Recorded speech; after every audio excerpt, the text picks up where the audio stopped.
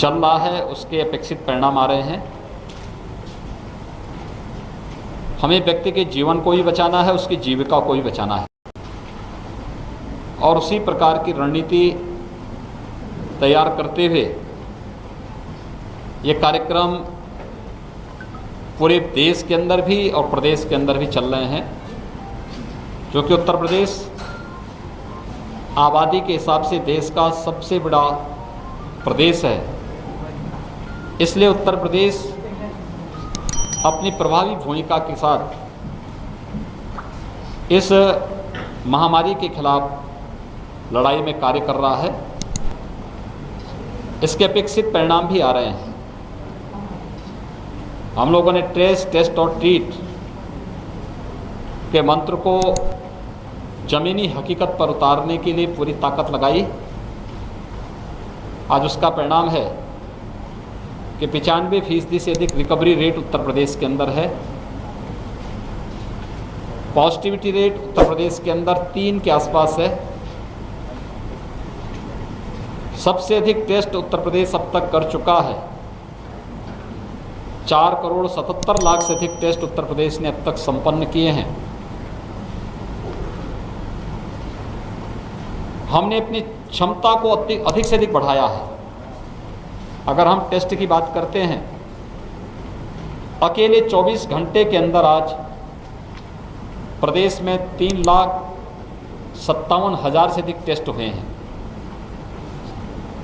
यानी ये सर्वाधिक टेस्ट है। कोरोना चेन के संक्रमण को ब्रेक करने के लिए टेस्ट आवश्यक है और उसी दृष्टि से यह अभियान हमारे निरंतर आगे चल रहे हैं। एक तरफ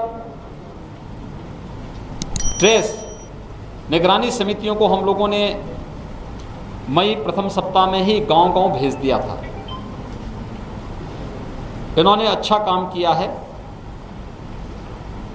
कोरोना चेन को ब्रेक करने में जहां पर जो मिला वहीं पे उसके उपचार की व्यवस्था, मेडिसिन किट वितरण की व्यवस्था उन्हीं के माध्यम से,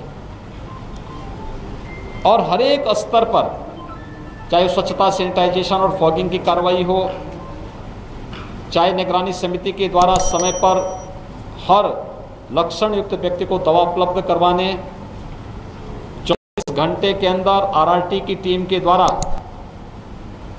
वहां पर उन लोगों का एंटीजन टेस्ट करवा लेना, ये सभी कार्य युद्ध स्तर पर जहां प्रारंभ हुए, आज उसी का परिणाम है कि जिस प्रदेश के बारे में सभी विशेषज्ञ मानते थे कि उत्तर प्रदेश में कोरोना अनियंत्रित हो जाएगा, यहाँ की स्थिति अत्यंत खराब हो जाएगी, आज पिछले 24 घंटे के अंदर मात्र 3,300 केस ही उत्तर प्रदेश में आए हैं, जबकि आशंका व्यक्त की जाती थी कि लाखों की संख्या में आएंगे। इसी प्रकार से एक्टिव केस के बारे में भी ये लोगों का ये मानना था कि 10 मई तक उत्तर प्रदेश में 30 लाख से अधिक एक्टिव केस होंगे। आज 26 मई है। आज उत्तर प्रदेश में कुल 62,000 एक्टिव केस बचे हैं। यानी हमारा जो कोरोना प्रबंधन के प्रति जो नीति हम लोगों ने अपनाई और सफलतापूर्वक आगे बढ़ रही है, जहां इस पर हम कार्य कर रहे हैं, वहीं कोरोना के बाद जो कुछ नए कॉम्प्लिकेशंस देखने को मिले हैं, एक बहुत सारे पेशेंट ऐसे हैं जिनकी रिपोर्ट नेगेटिव आ चुकी है, लेकिन अभी भी उनके सामने कुछ समस्याएं हैं। हर जनपद में पोस्ट कोविड वार्ड की स्थापना की कार्रवाई हमारी प्रारंभ हुई और इसने काम करना प्रारंभ किया है। ब्लैक फंगस के उपचार की व्यवस्था भी हम लोगों ने हर उस जनपद में जहां पर ब्लैक फंगस से जुड़े हुए पेशेंट मिले हैं, वहां पर भी वह सुविधा उन्हें उपलब्ध करानी शुरू कर दी है। प्रदेश में इस समय 500 से ज़्यादा ब्लैक फंगस के से जुड़े हुए जो पेशेंट हैं, उनके उपचार की व्यवस्था चल रही है और इस उपचार को भी हम कोरोना के उपचार की तरह ही फ्री में शासन इसको सभी सुविधाएं उपलब्ध करवा रही है। इसके अलावा थर्ड वेव की जो आशंका है उसके लिए हमारी तैयारी अभी से प्रारंभ हो चुकी है। मेडिकल कॉलेजेस में 100 बेड्स के पीकू के निर्माण की कार्रवाई, डिस्ट्रिक्ट हॉस्पिटल में हमने 25 से 30 बेड के पीकू के निर्माण की कार्रवाई को प्राथमिकता के आधार पर आगे बढ़ाने के निर्देश दिए हैं और उस पर कार्य भी प्रारंभ हो चुका है। इसके अलावा कुछ CSCs को भी हम इसके साथ जोड़ रहे हैं, जहां से लोगों को या बच्चों को वहां पर स्थानीय स्तर पर ही ये सुविधा उपलब्ध हो सके। एम्बुलेंस की रिस्पांस टाइम को कम से कम किया जा सके, इसके लिए 108 की 75% एम्बुलेंस हम लोगों ने कोविड कार्य में लगाया है। महिला और बच्चे, उनके लिए विशेष रूप से 102 की 2200 एम्बुलेंस पूरे प्रदेश में लगाई गई हैं। उनके लिए हर जनपद में एक डेडिकेट नॉन कोविड हॉस्पिटल आवश्यक और इमरजेंसी सेवाओं के लिए उपलब्ध करवाने की कार्रवाई भी हुई है। पूर्वी उत्तर प्रदेश के गोरखपुर और बस्ती कमिश्नरी इंसेफ्लाइटिस की दृष्टि से भी अत्यंत संवेदनशील हैं। हम लोगों ने 4 वर्ष पहले भारत सरकार के सहयोग से इन सभी जनपदों में पीकू और मिनी पीकू के निर्माण की कार्रवाई संपन्न की है। इंसेफ्लाइटिस ट्रीटमेंट सेंटर बनाए हैं, सर्विलांस की बेहतर व्यवस्था की है। जो भी मैन पावर या जो भी चिकित्सक, पैरामेडिक्स या नर्सिंग स्टाफ इसमें लगा हुआ है, उन सब के प्रशिक्षण की भी कार्रवाई की है। आगे थर्ड वेव के लिए भी और इंसेफ्लाइटिस की संभावित स्थिति को ध्यान में रखने के लिए भी हम लोगों ने कहा है कि हम लोग इस पर विशेष ध्यान दें कि मैन पावर का प्रशिक्षण भी साथ साथ चलना चाहिए। दूर दराज के जो क्षेत्र हैं वहाँ पर CSC भी हम कोविड के साथ साथ इंसेफ्लाइटिस ट्रीटमेंट के लिए उनको भी तैयार रखेंगे। ये व्यापक समीक्षा यहाँ पर हुई है।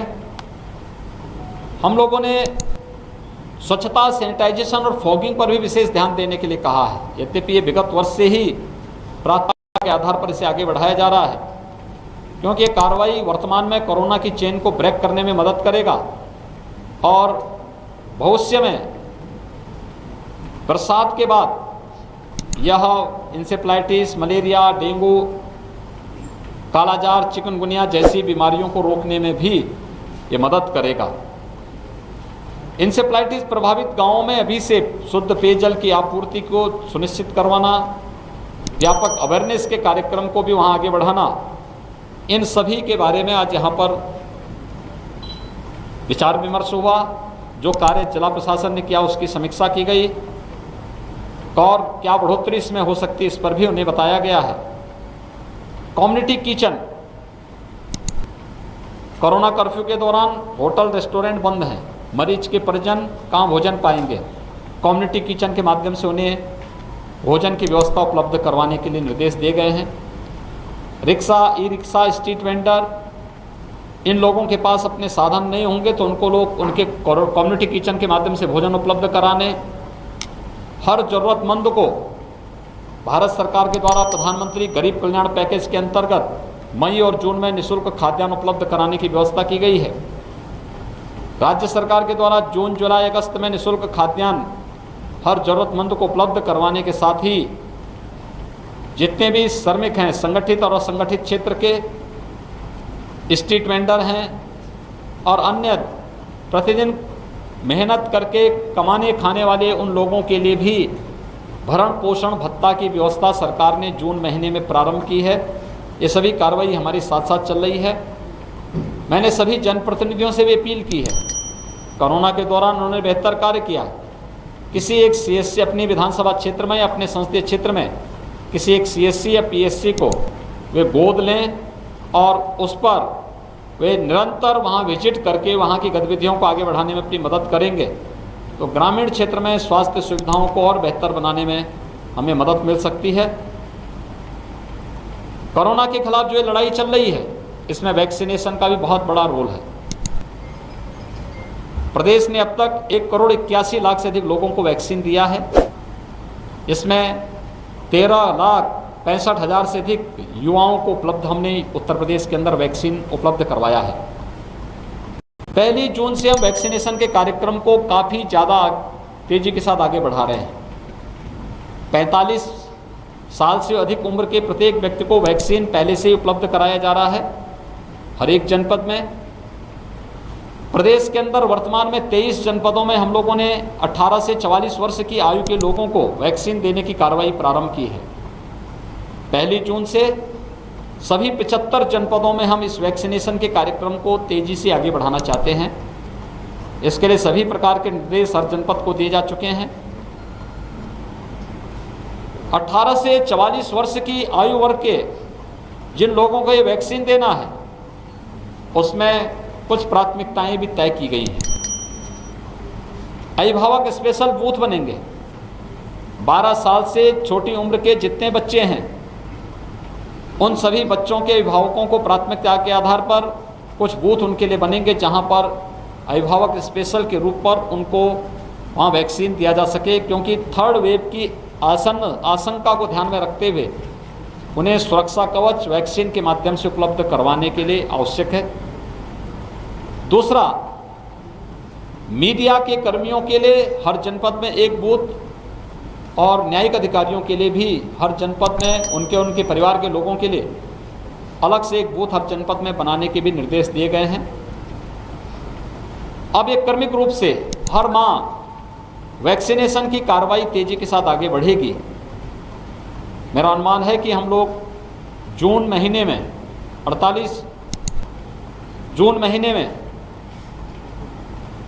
18 से 44 आयु वर्ग के 48 लाख युवाओं को ये वैक्सीन उपलब्ध करवाने में सफल हो जाएंगे और ऐसे ही 45 वर्ष की आयु के लोगों को भी अब तक हर महीने जितना वैक्सीन दे रहे हैं इससे ज़्यादा वैक्सीन हम लोग उपलब्ध करवाएंगे।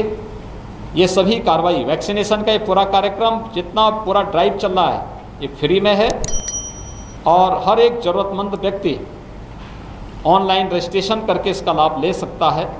मेरी आप सबसे भी अपील है कि आप लोग मीडिया से जुड़े हैं, भारत के जागरूक नागरिक हैं। कोरोना के खिलाफ देश का जो ये अभियान है, ये अभियान में हम सब की जिम्मेदारी बनती है कि हम इसका एक हिस्सा बने, लोगों के मनोबल को बढ़ाने में योगदान दें, लोगों के अंदर सकारात्मक ऊर्जा का संचार करने में अपना योगदान दें और साथ साथ लोग टेस्ट से न भागें। अगर निगरानी समिति कहीं पर किसी लक्षण युक्त व्यक्ति को चिन्हित करती है कि इसका टेस्ट होना आवश्यक है, वे लोग टेस्ट से भागे ना, बल्कि टेस्ट अपना जरूर कराएं। जिस प्रकार के निर्देश स्वास्थ्य टीम के द्वारा उन्हें उपलब्ध कराए जा रहे हैं उसका पालन करें। और दूसरा, वैक्सीन फ्री में है, ये सुरक्षा कवच है, वैक्सीन लगाने से भी न भागें। यही मेरी आप सबसे अपील है। हाई रिस्क कैटेगरी से जुड़े हुए लोग बाहर न निकलें। कोरोना का खतरा भी बना हुआ है, केसेज कम हुए हैं लेकिन खतरा टला नहीं है। हमें सतर्कता और सावधानी बरतनी पड़ेगी। 60 साल से ऊपर के बुजुर्ग, 10 वर्ष से कम उम्र के बच्चे, गर्भवती महिलाएं, कमज़ोर इम्यूनिटी के लोग, एक या एक से अधिक बीमारियों से ग्रसित कोई भी व्यक्ति बाहर न निकलें। शेष अन्य लोगों को अगर निकलना ही है तो मास्क अवश्य पहने। अगर इसका व्यापक प्रचार प्रसार अगर हम कर सकें तो निश्चित ही कोरोना के खिलाफ देश की लड़ाई विजयी होगी। ये देश जीतेगा, कोरोना हारेगा। इस संकल्प के साथ आप सभी अपना योगदान देंगे। बहुत बहुत धन्यवाद।